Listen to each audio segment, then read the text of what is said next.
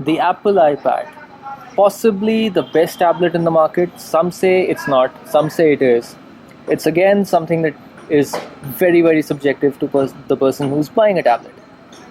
What we have here is the third generation iPad, but we're not talking about this iPad today because the new kid on the block is the Apple iPad Air.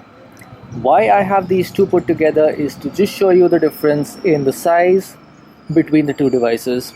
Quite clearly, as you can see, the thinner bezel on the iPad Air makes a lot of difference. So you're getting almost a finger's width lesser in the iPad Air. Makes it easier to move around, makes it better in the hand. This is what it looks like from the side.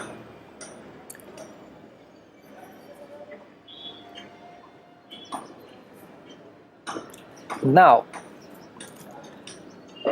what we have here is a fairly significant difference for what we've essentially known as an iPad. The first generation had a different design, but beyond that, the second, the third, and the fourth generation, this is the third generation tablet, had a relatively similar design. Give and take a little bit for the weight, and the iPad 2 was slightly thinner than this, but apart from that, it looked pretty much the same front on. This one looks extremely different. If I may, this tablet in the full size, the big iPad Air looks a bit like the iPad mini. There's a fairly significant difference between this iPad, the iPad Air, and the previous one. If I may say so, this looks a lot like the iPad mini. Now, what leads me to believe that is the designing of the bezel, the sides, and the overall form factor with the slightly less curved spines. Front on, the elements remain the same. You have the screen, you have the single home menu button, and you have the front facing camera up front.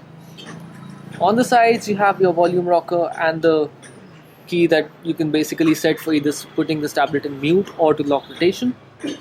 You have your right side camera at the back. One change is this iPad does not show you the capacity here.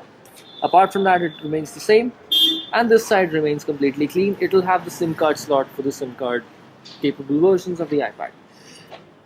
Another significant change between this iPad and the previous one is the quality of materials on the back.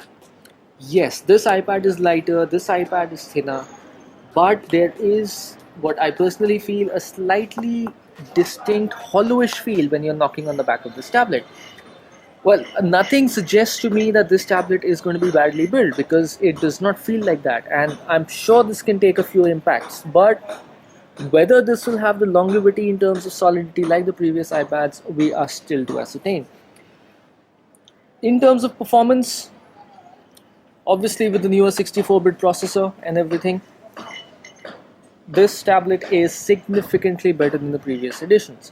Now, you can feel the difference when you're using it for multitasking. With iOS 7.0.4 on both devices, there is always that little bit of a lag when you're using the third generation and the fourth generation iPad.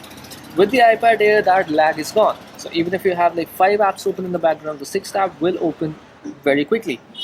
Game load times are slightly improved on the iPad Air.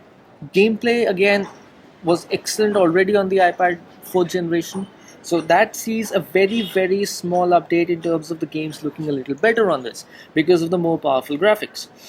Apart from that, iOS 7, it's exactly the same on both tablets. What you have here is an old tablet which is now completely new.